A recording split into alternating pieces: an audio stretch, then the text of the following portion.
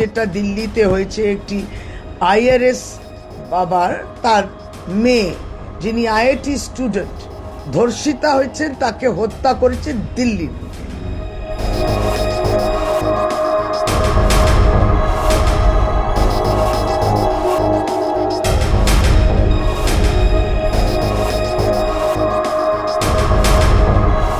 ওটা তো কেন্দ্রের বিজেপি ডাবল ইঞ্জিন সরকার, কেন্দ্রের স্বরাষ্ট্রমন্ত্রী হোম সেটা সরাসরি দেখে সেখানকার পুলিশ নারী সুরক্ষা নিয়ে এখানে বলছে।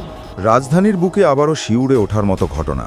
নিরাপত্তার চাদর ভেদ করে অভিজাত কলোনির ভিতরেই নৃশংস ধর্ষণ ও খুন। টার্গেট ২২ বছরের এক মেধাবী তরুণী, আইআরএস আধিকারিকের কন্যা। টাকার লোভ, নেশা আর বিকৃত মানসিকতার মিশেলে কিভাবে তৈরি হলো এই ভয়ঙ্কর অপরাধের ছক? ১২ ঘণ্টারও কম সময়ে দুটি পৃথক ঘটনায় জড়িত একই অভিযুক্ত। আদালতে দাঁড়িয়ে নির্বিকার স্বীকারোক্তি, মারতে চাইনি, ভুল হয়ে গেছে। কিন্তু প্রশ্ন একটাই, এটা কি শুধুই ভুল নাকি পরিকল্পিত নৃশংসতা? তদন্ত যত এগোচ্ছে ততই সামনে আসছে একের পর এক চাঞ্চল্যকর তথ্য। দক্ষিণ পূর্ব দিল্লির অমর কলোনি, এখানেই ঘটে যায় নারকীয় নারী নির্যাতনের ঘটনা।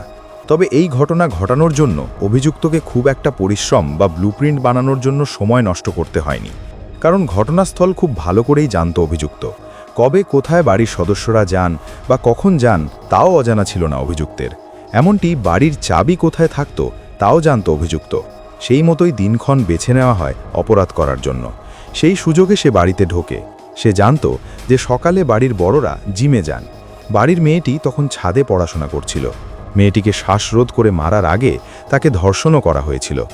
নিহত তরুণীর বাবা ইন্ডিয়ান রেভিনিউ সার্ভিস বা আইআরএসের কর্তা। আমলা কন্যার বয়স ২২, আইআইটি দিল্লির স্নাতক, ইউপিএসসি পরীক্ষার প্রস্তুতি নিচ্ছিলেন। বুধবার তাকে নিথর অবস্থায় পাওয়া যায় নিজের বাড়িতেই। ঘটনার সময় ওই তরুণী বাড়িতে একাই ছিলেন। তার বাবা মা সকালবেলাতেই জিমে গিয়েছিলেন। ৮টা নাগাদ বাড়ি ফিরে এসে দেখতে পান মোবাইলের চার্জার গলায় পেঁচিয়ে শ্বাসরোধ করে খুন করা হয়েছে মেয়েকে। তাকে ধর্ষণ করা হয়েছে বলেও অভিযোগ আনা হয়েছে। বাড়ির আলমারি বা লকারটি ছিল আঙুলের ছাপ দিয়ে খোলার মতো। তরুণীকে অচেতন অবস্থায় টেনে নিচে নিয়ে আসে যাতে তার আঙুলের ছাপ দিয়ে লকারটি খোলা যায়। কিন্তু তাতে সফল না হয় সে যন্ত্র দিয়ে লকার ভেঙে প্রায় ২.৫ লক্ষ টাকা ও গয়না নিয়ে পালায়।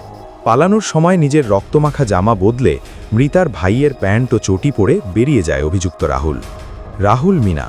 দশমে বোর্ডের পরীক্ষায় ৭৩% পেয়েছিলেন ওই তরুণ। দ্বাদশ শ্রেণীতে ৯০% পান। পড়াশোনার পাশাপাশি অনলাইনে জুয়া খেলা চালিয়ে যাচ্ছিল। একটা সময় এত আসক্ত হয়ে পড়েছিলেন যে নিজের মার্কশিট বন্ধক রাখেন। অনলাইন গেমে ৫ লক্ষ টাকা জেতার পর আরও টাকার নেশা চেপে বসেছিল তার মাথায়। পরে একসময় জুয়ায় ৫ লক্ষ টাকা হেরে যান। তারপর আত্মীয় বন্ধুদের কাছ থেকে টাকা ধার নেওয়া শুরু করে। এভাবে বিপুল টাকা ঋণ হয়ে গিয়েছিল তার।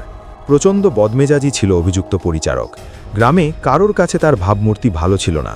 তার পরিবারেও নিত্যদিন অশান্তি লেগে থাকত। অভিযুক্তের বাবা মদ্যপান করে অশান্তি করেন, ফলে পরিবারের পরিবেশ খুব একটা ভালো নয়।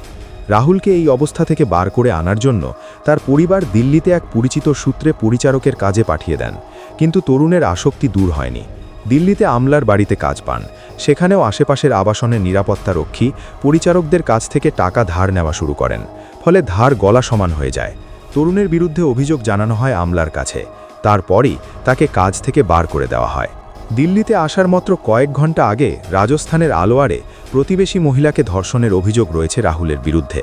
সেখান থেকে মোবাইল ফোন বিক্রি করে টাকা জোগাড় করে সে গাড়ি ভাড়া করে দিল্লি আসে। বুধবার অভিযুক্ত সকাল ৬:৩৯ নাগাদ আমলার বাড়িতে প্রবেশ করে। আমলার বাসভবনে ঢুকতে গেলে বহুস্তরীয় নিরাপত্তা টপকাতে হয়। এছাড়াও বাসভবনের প্রতিটি তলে প্রবেশের জন্য পাসকোড রয়েছে। আমলার ঘরে ঢোকার জন্য ৪টি তালা খুলতে হয়। পুলিশের সন্দেহ ডুপ্লিকেট চাবি বানিয়েছিল অভিযুক্ত পরিচারক। এছাড়াও পাসকোডও জানত। ফলে প্রবেশের পথ আরও সহজ হয়েছিল তার কাছে। তাই খুব সহজে বাড়িতে ঢুকে হামলা চালায় আমলা কন্যার উপর।